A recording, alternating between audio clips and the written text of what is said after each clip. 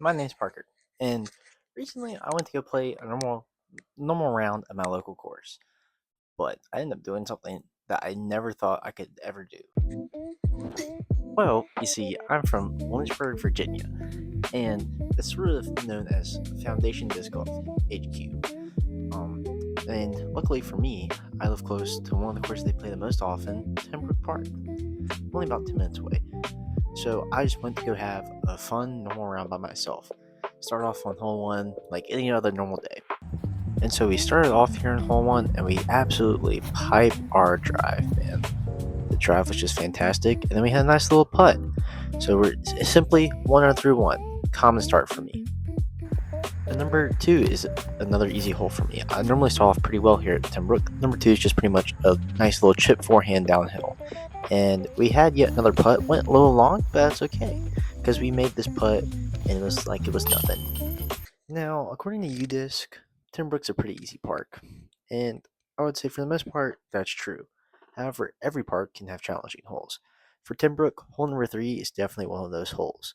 It's a straight tunnel shot about 250 feet that goes a little uphill. There's not much easy about that, and in fact, it can be a pretty easy bogey. But, lucky for me, we piped this drive.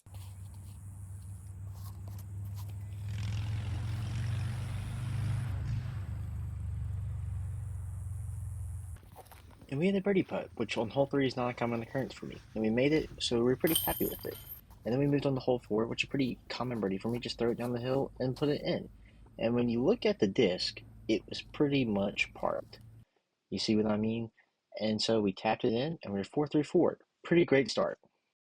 It was at this moment in time that the wheels in the back of my head started spinning, and it started talking to me and saying, "Could you go perfect?" Which is weird because I've never been 400 through 4 here at this park. Normally, hole number one or hole number three, they normally get me. But at this point, I had the utmost confidence in the world, which is exactly what we would need because hole number five is another hard tunnel shot. And luckily, I piped the forehand drive straight down the gap and I had another pretty easy birdie putt. In fact, I was pretty close to acing, and as you can see, it was really close. So it was just another simple tap in, and we were 500 through 5 for the first time. That's my marker. There you go, Leaf. And you'll never guess it, but we had yet another tunnel shot. But yeah, hole 6 isn't that hard. It's a pretty big tunnel, but as long as you get it down there, you have a decent putt. And I had a pretty decent putt. We're about maybe 15-20 feet away, and we sank it again. So yeah, we are 6-6, flying through the scores. Now, hole 7 can be a tricky one if you're not careful. There's trees in the middle of the fairway that are pretty big, and it takes a pretty decent forehand. Luckily, though, for your boy, forehand is the best part of my game. So, we had a pretty fun hole for us.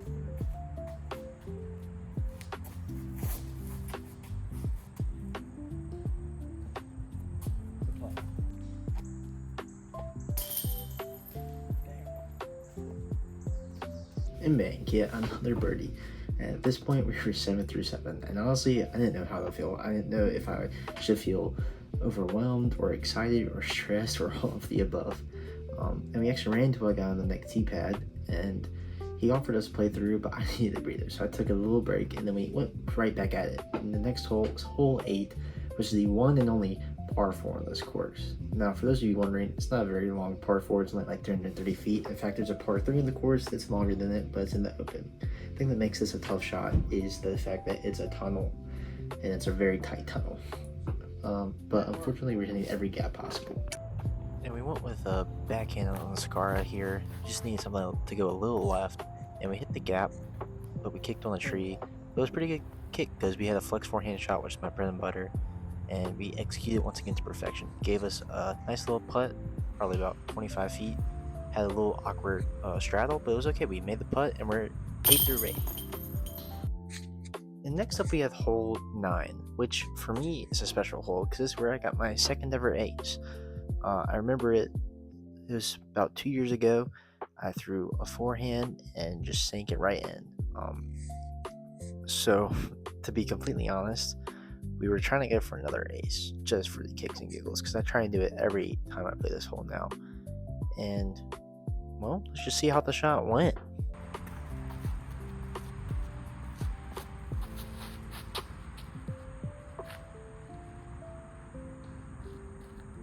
Lucky for us, we got pin high, had another straddle putt behind the tree, but we sank the putt, and we're 9 through 9, just like that. So halfway through, we were perfect, and we're coming up on yet another hole at ace, hole 10 at timbrook, which is just a nice little hyzer chip up backhand, and we were pretty dang close. Than that. Can't really do much better.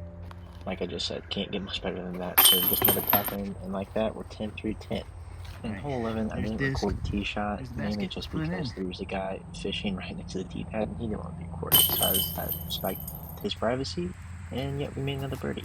Now hole 12 is just a simple straight backhand towards the basket, and we had yet another pretty decent putt. It was about 20 feet, but we sank it again.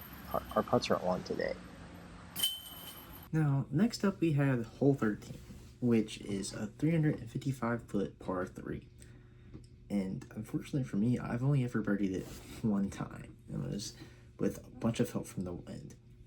So I was having a very hard time having confidence in myself stepping up into this drive. But at the same time, we were on fire through this round. Yet I remind you, we are 12 under through 12 holes.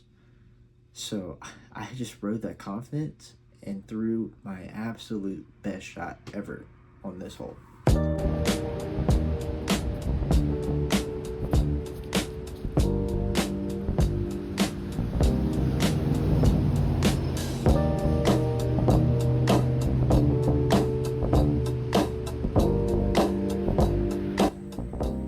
For the second time ever, I birdied this hole. This was so challenging, but at the same time so rewarding. Perfect really felt like it was on the table. And next we had hole 14, and actually this hole was the first hole that I ever birdied in my disc golf career. And so the only other thing I haven't done on this hole yet is ace it. I've hit basket many times, but I haven't aced it. So I gave it a pretty good run here.